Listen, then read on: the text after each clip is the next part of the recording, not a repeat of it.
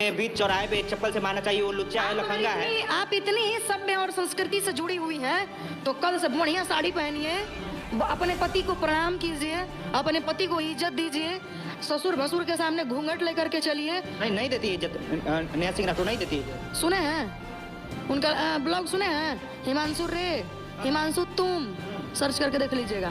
क्या वही तो मैंने पूछा कि आपकी माँ आपके पापा को रे कर सकती हैं? कभी नहीं। तो यहीं से समझ में आ रहा है कि हमारा क्या है, कहाँ से क्या है। वो लोग पवन खेसारी पे बयान कस रहे हैं जिनको उनके सामने खड़े होने की औकात नहीं है।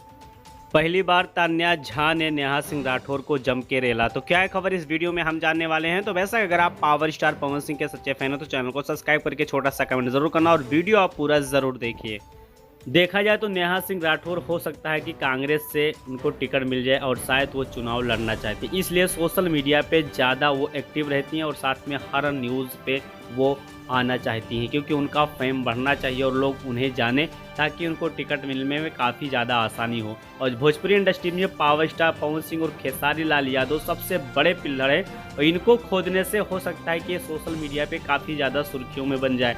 लेकिन शायद इनको नहीं पता है कि भोजपुरी इंडस्ट्रीज में इतने बड़े बड़े पावर स्टार पवन सिंह और खेसारी लाल यादव के फैन हैं कि हमेशा नेहा सिंह राठौर को हमेशा रेलते रहेंगे और रेलते आएंगे।